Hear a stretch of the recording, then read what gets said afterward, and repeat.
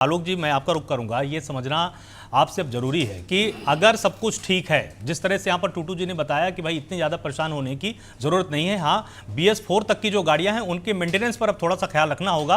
अब 2 लाख किलोमीटर के ऊपर उनमें समस्याएं आ सकती हैं क्योंकि अब वो पुराने मॉडल्स हो गए हैं। फिर ऐसा क्या है कि आपकी सरकार जनता को कन्विंस नहीं कर पा रही है? तरह तरह के भ्रामक प्रचार लगातार सोशल मीडिया में किए जा रहे हैं। आपको नहीं लगता कि एक प्रेस कॉन्फ्रेंस करके विस्तार से तमाम सवालों के जवाब सरकार को देने चाहिए?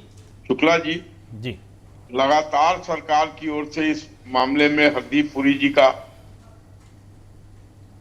नितिन गडकरी जी का बयान आ रहा है, वो समझाने की कोशिश कर रहे हैं। और इसकी शुरुआत तो 2001 में हो गई थी। उसके बाद से 2008-10 से तो ये रेगुलर एक तरीके से इस्तेमाल होना चालू हो गया था और 2018 में काफी अधिक मात्रा में इसकी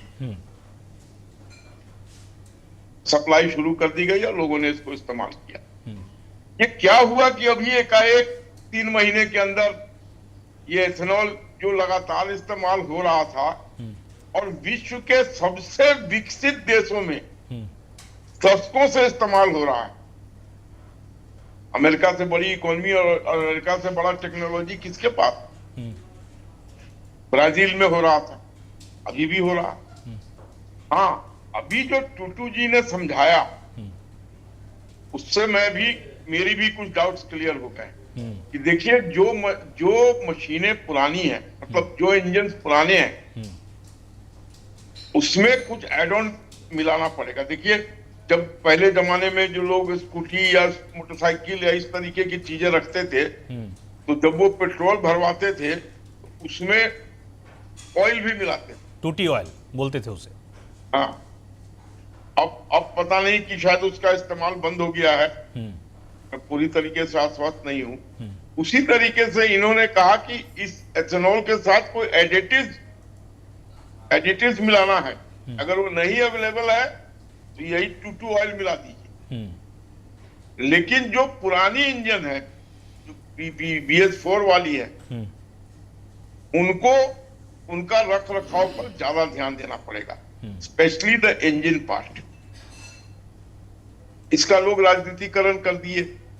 इस देश में आपको पता है एक से एक खिलाड़ी हैं और लोगों ने मैकेनिक्स को पकड़ के इंजन दिखाने चालू कर दिए कि देखिए इंजन खराब हो गया है इसी एथेनॉल के कारण। तो लोग इसकी माइलेज पॉलिटिकली लेने की कोशिश कर रहे हैं और इस तरीके का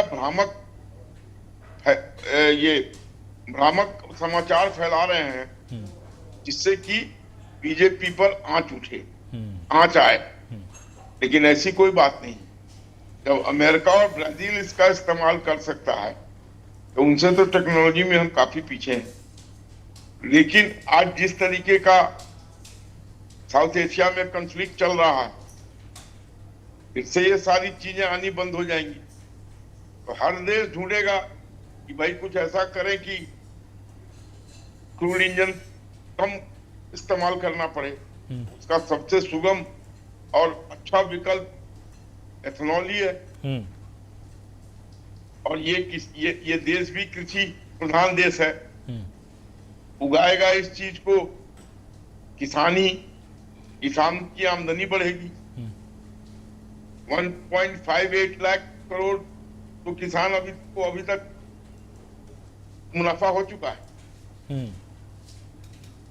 तो ये ऑलराउंड आने वाले समय में सभी लोग इसका इस्तेमाल करना चालू कर देंगे। हाँ। और समाज के विभिन्न वर्गों को, किसान को, चीनी मिल में सप्लाई करने वालों को, स्वच्छ वातावरण की बात करने वालों को,